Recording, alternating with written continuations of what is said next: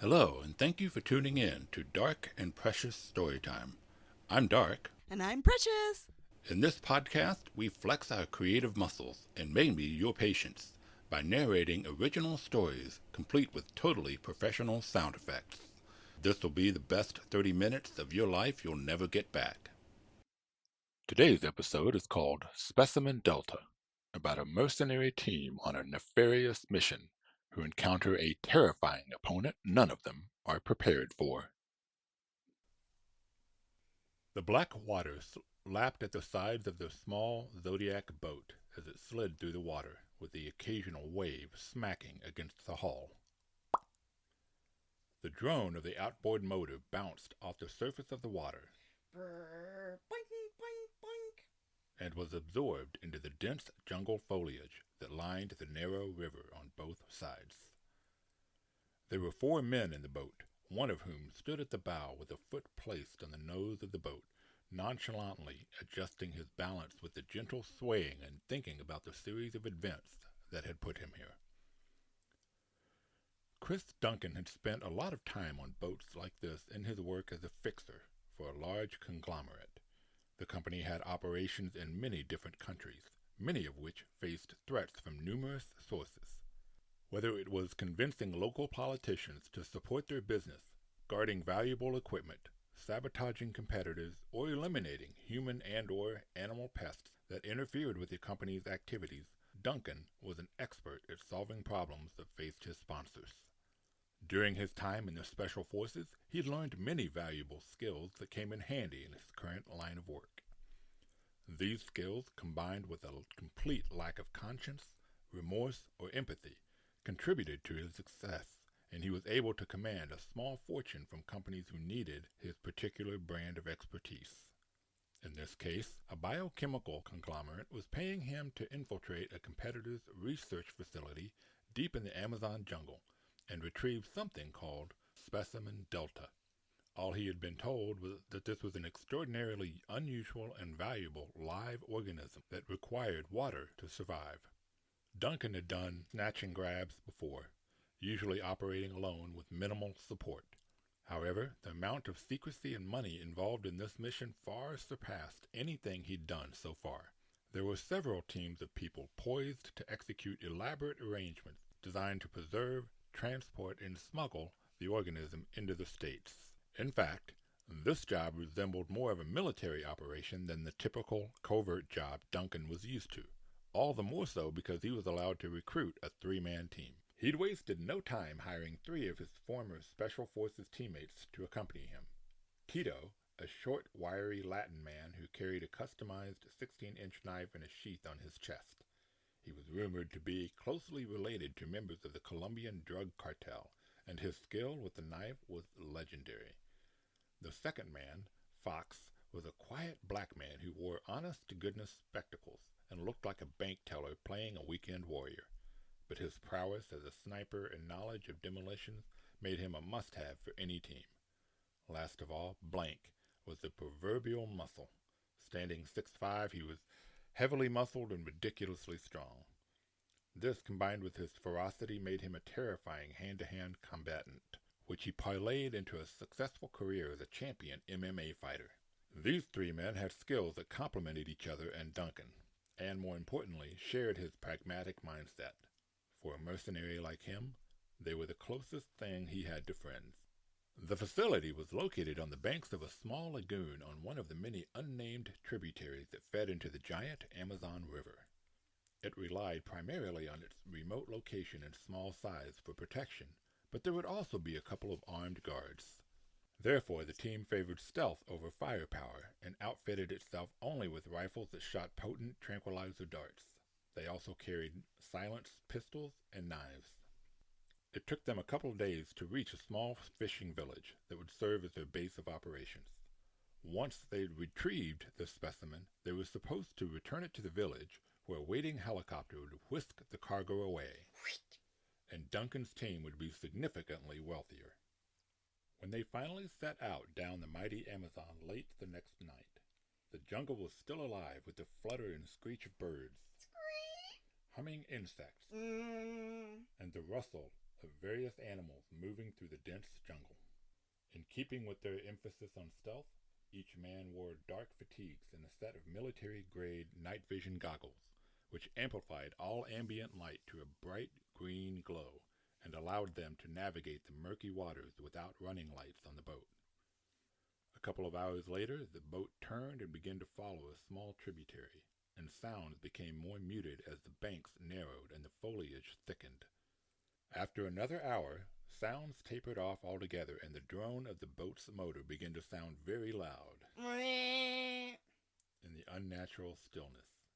Duncan consulted his map and directed Tito into a tiny cove where in the distance the dim shape of the research building came into view. He quickly signaled Tito to cut the engine. Caw, caw. As the boat drifted, Duncan scanned the building with binoculars, looking for signs of life. It was a single-level structure that was about 1,000 square feet. He'd been told there were a couple of armed guards, but he didn't see anyone.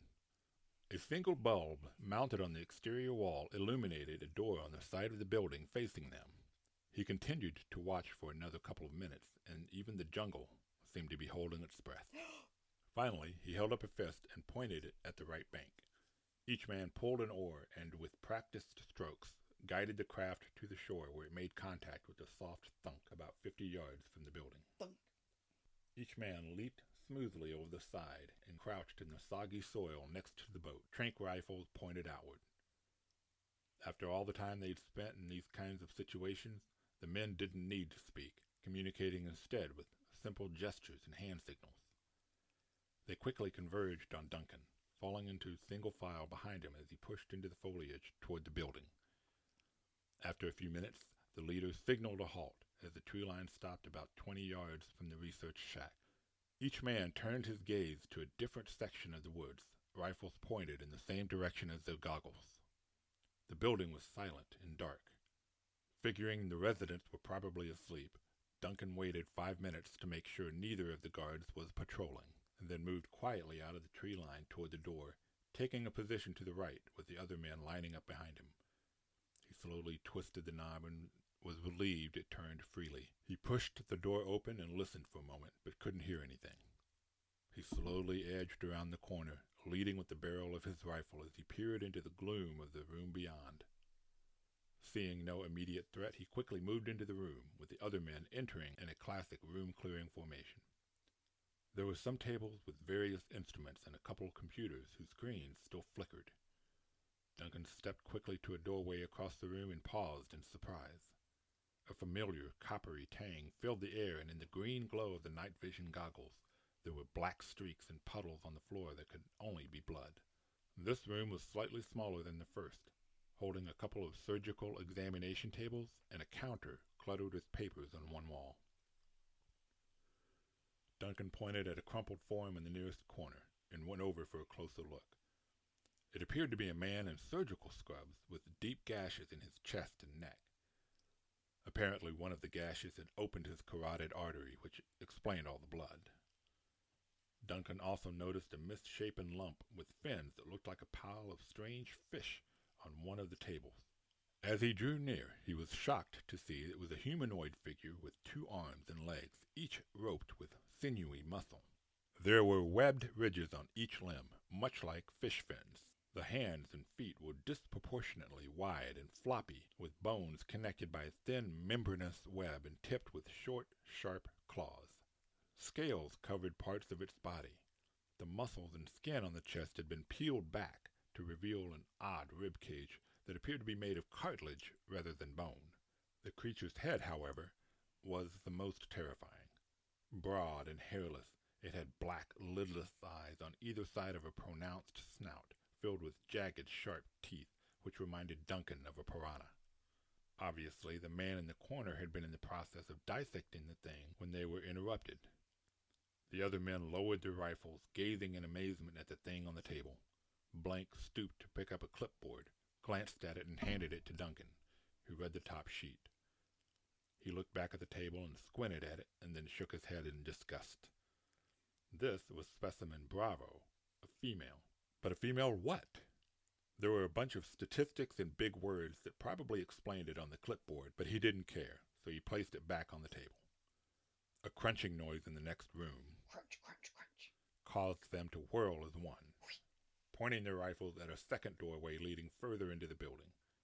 Duncan stepped swiftly to the door as the other men fell in behind him, and rushed into the next room, trying to point his gun in all directions at once, scanning for the source of the noise.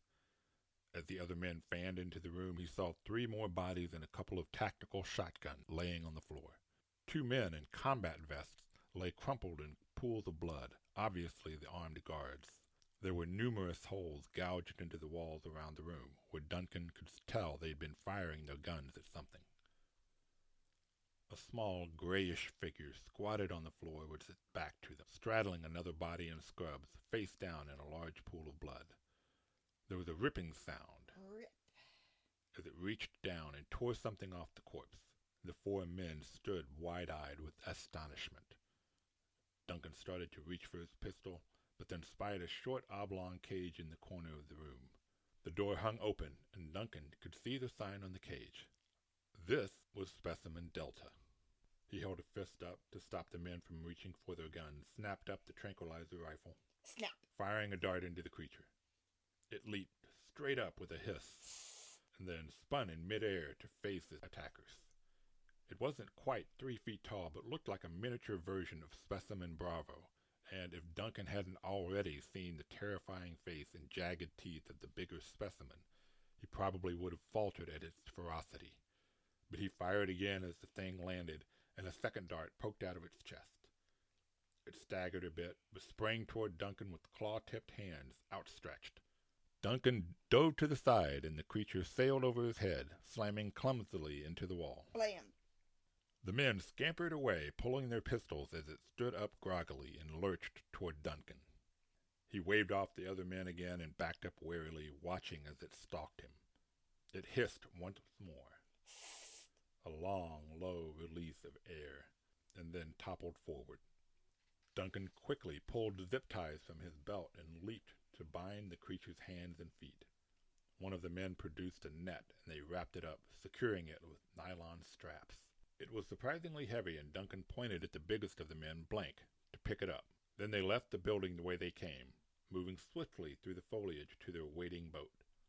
Although he was a professional, Duncan couldn't help but marvel at this huge payday, which would probably allow him to retire early. And as the men moved through the trees, his thoughts drifted to the ways he would spend his money. Which is why it took him a moment to register the raspy grunting sound from a tree nearby. The other men froze, and after a couple of steps, Duncan stopped too. They all crouched, with rifles pointed toward the sound. Duncan motioned at Fox, and the others aligned themselves to provide cover fire as the man snuck over to the tree. He quickly skirted the base in a crouch and came around on the other side, shaking his head briefly as he stood and made his way back to the group. Suddenly a large, gray shape dropped from above, landing squarely on the man's back and smashing him to the ground. The man choked out a scream of pain as the wind was crushed out of him. The gray shape stood up, and Duncan gasped in fear. It was obviously the same kind of creature as the other 2, but it was massive, standing about 7 feet tall with a large finned crest on top of its head. "Contact!" Duncan shouted as he began to shoot at the creature. Pew, pew, pew. He pushed Blank toward the boat and drew his pistol, emptying the clip into the creature. As he reloaded, the creature whirled toward Blank, who was running toward the boat, and leaped after him. A second leap, and he snatched Blank from his feet, causing him to drop the smaller specimen. The creature wrapped both of its massive hands around Blank's torso and clenched, crumpling Blank like a ball of paper, and then hurled him into a nearby tree where the large man practically exploded in a spray of viscera. Bleh. Tito continued firing his pistol at the monster as it stooped to the still form of the captive. Despite the bullets puckering its skin, it reached out tentatively to touch the smaller creature. Duncan realized with a jolt the 2 must be related, or part of the same school or something. Mom had been dissected in the building, and Specimen Delta was like the baby or whatever, which meant, obviously, this was Daddy. At this point, it didn't matter. A job was a job, and the payday was too big to worry about disrupting some kind of weird fish family. Seeing that the pistols weren't having an effect, Duncan screamed at Tito to switch to rifles, Rifles! and began firing darts at the monstrous fishman. Tito, however, ignored the order, fired until he ran out of bullets, and then sprinted back toward the building in a panic. Duncan ducked behind a tree as the creature whirled at the sound of Tito running. Duncan risked a quick peek around the tree and saw the fishman launch itself in pursuit of Tito, then stop, weaving slightly. Duncan had fired enough darts into it to stop an elephant, but it was still on its feet. He broke cover and fired 3 more darts into the departing form, ducking back before it could turn around. Obviously, the darts were having an effect, but it looked like he may run out of darts before the thing dropped. He heard heavy footsteps and raspy breathing as the creature drew closer to his tree and his finger tensed on the trigger. Suddenly there was a crashing. Crash. And then the unmistakable boom of a shotgun. Boom. As Tito ran toward the creature, screaming incoherently. Duncan, ever the opportunist, saw this as his chance and burst out from behind the tree in a full sprint as the fishman turned toward Tito. Duncan heard Tito's shotgun clip empty after only 2 shots, but didn't stop until he'd reached the netting that held his prize. He heaved it over his shoulder and glanced back to see Tito drop the shotgun and wrench his gigantic knife from its scabbard. He paused to watch the master at work, having witnessed Tito's artful use of the knife in combat. He smirked as Tito tensed into a familiar fighting stance, balancing on the balls of his feet. Tito began to swing the blade back and forth, weaving with it and chanting something. Oh, wee, oh, oh, oh. Duncan had watched Tito do this many times, and it always began with a chanting. Then there would be a quick step toward the opponent, a blindingly fast flash of the knife, and then a lot of screaming as the target tried to hold in their intestines. This time, however, Tito did something different. Instead of going for his typical disemboweling move, he darted in and sank the blade almost to the hilt into the creature's chest, and then leaped back, crowing a victorious laugh. Ha ha ha. The creature stood there for a second, glanced at the knife embedded in its chest, then whipped his clawed hand out faster than Tito could react, smacking the side of the man's head hard enough to rip it clean off his shoulder and send it bouncing away into the bushes. Boing, boing, boing. Duncan's jaw dropped in amazement, but he quickly regrouped and turned to continue his rush to the boat. He could hear Fox nearby, still moaning and gasping through his crushed chest. Oh. Ignoring his dying teammate, he sprinted to the Zodiac and threw the netted figure into it. Then he shoved the boat into the water and leaped into it, pausing briefly to point his rifle in the direction he'd come from.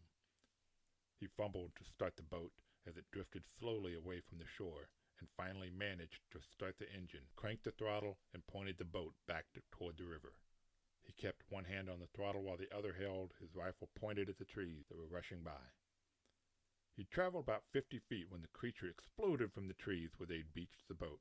Without hesitation, it leaped forward into the murky water, and a moment later Duncan could see the water ripple as the submerged creature closed the distance.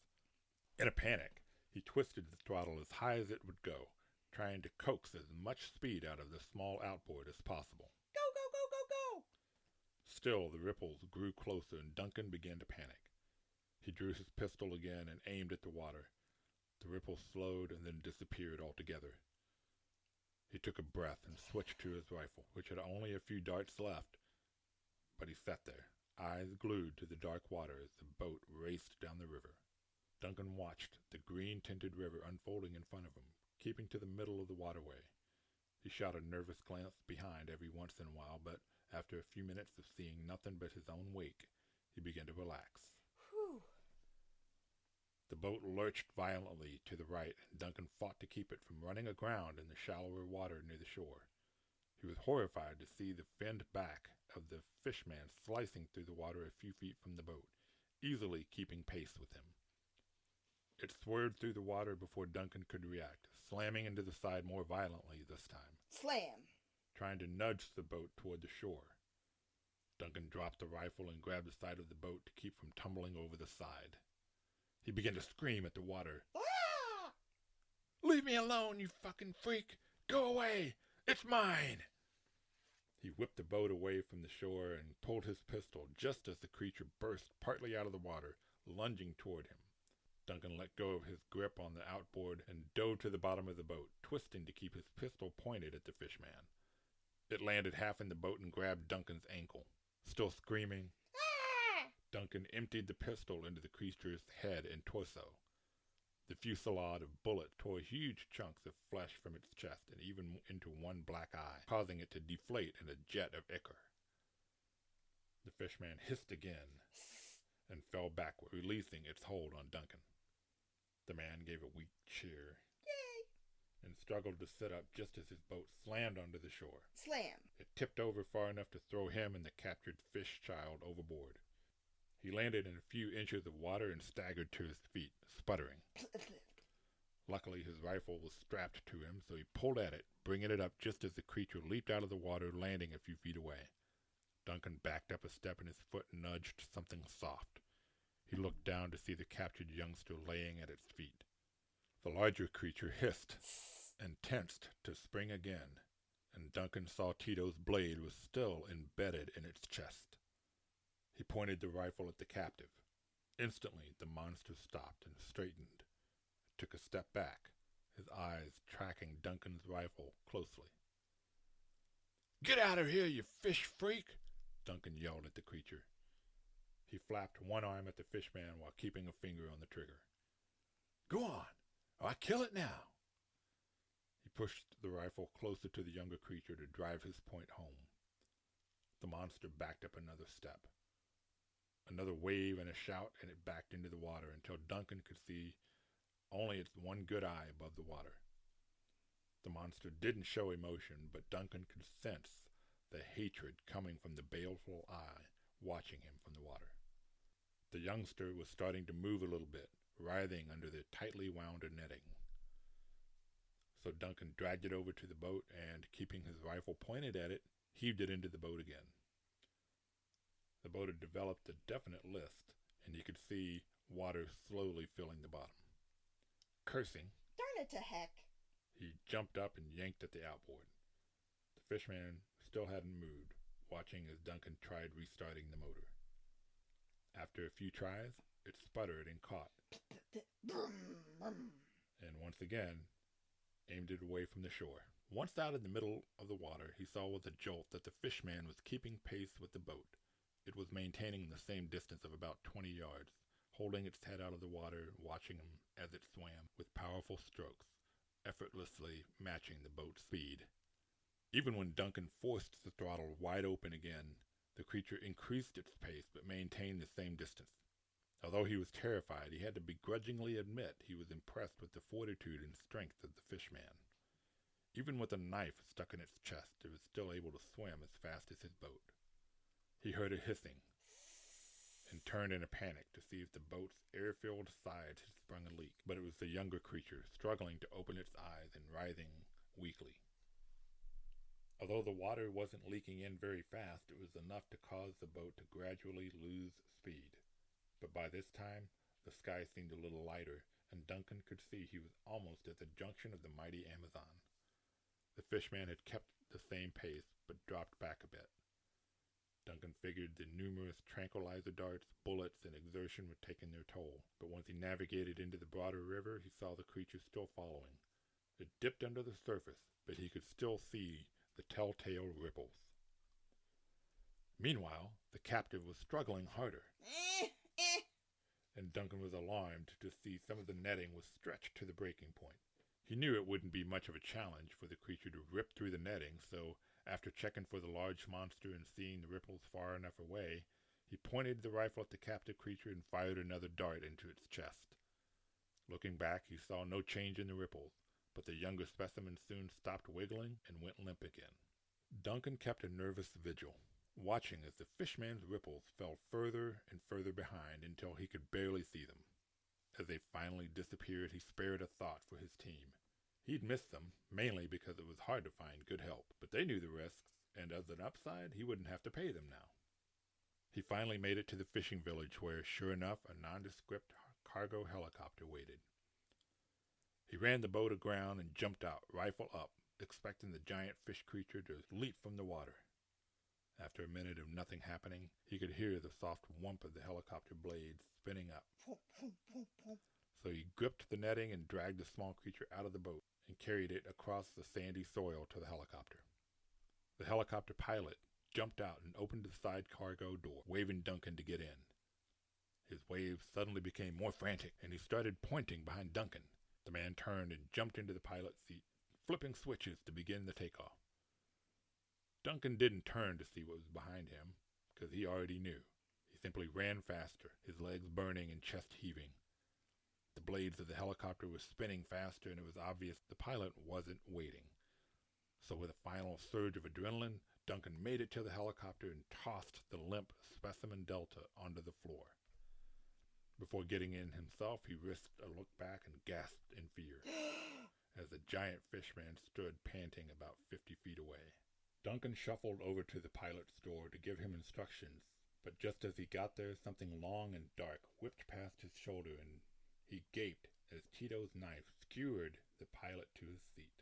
With a small grunt of surprise, the newly dead pilot slumped forward, nudging the controls and sending the copter skittering forward. Duncan turned to see the creature advancing, but it seemed unwilling to pass under the helicopter's spinning blades. So he reached over the pilot, pulling the dead man's pistol from its holster, and started pumping bullets into the fishman. It raised its hands defensively, but didn't back away this time.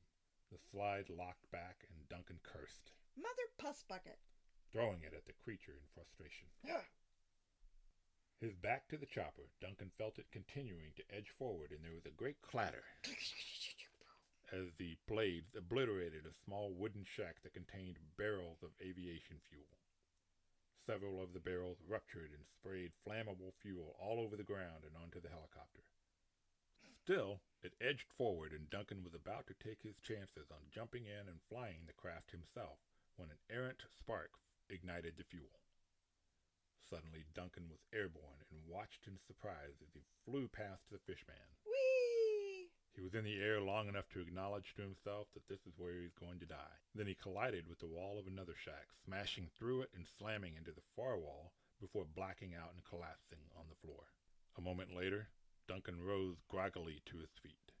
He could only see out of one eye, and his left arm didn't want to work. He definitely had some broken ribs and could taste blood in his mouth. He was startled to see his left sleeve was burning. No, wait, that was his freaking skin! And he beat at it to put the flames out, causing him to almost black out from the pain. But he shrugged it off and stepped over to peer out the Duncan-shaped hole in the wall. Tongues of flame licked greedily at the ground, fanned by the helicopter blades, which continued to spin. Movement caught his eye, and he turned to see the fishman tearing the last of the netting off the younger specimen, then gently pick it up and move towards the water. Duncan's breath caught in his throat as the thing glanced his way, but it ignored him and continued to the water's edge, carrying with it Duncan's huge payday. Wait, his payday! He needed specimen Delta to get his money. As he staggered out of the shack, he started screaming, Hey! and waving his arms while a small part of his brain urged him to just collapse on the sand and shut up. But he ignored that voice and the fact that he had no weapons and continued staggering toward the creature. That's mine! That's mine! He pointed at the small creature. Give it back! After a few more steps, Duncan stopped to catch his breath and shook his fist at the fishman.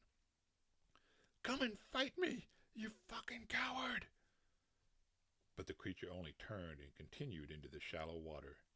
A moment later, it slid into the water and disappeared under the surface. Duncan screamed in fury.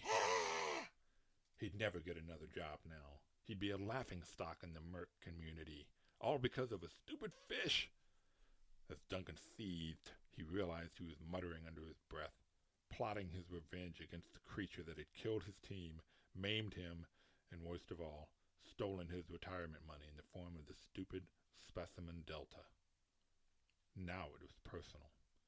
He would come back with more men, more guns, and even some fucking tanks, if that was what it took to eradicate this creature and any others like it from the face of the earth. He continued to fume and rant. Horse bucky mother crapper. But loss of blood and the damage to his body took their toll, and he finally pitched forward, face down in the sand, hands outstretched toward the water, murmuring incoherently about vengeance until his body grew still.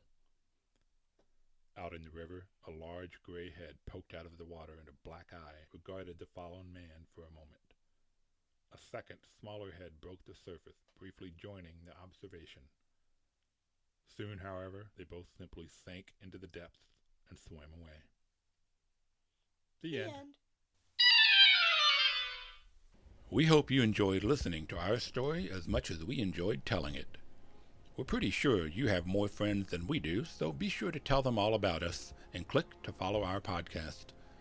You can also follow us on Instagram at dark.n.precious or follow us on Facebook at Dark&Precious Storytime. Feel free to leave us any feedback or if you have any story suggestions. Who knows? You might just hear your story idea come to life in the next episode of Dark&Precious Storytime. I'm Dark. And I'm Precious. See you next time. Bye-bye.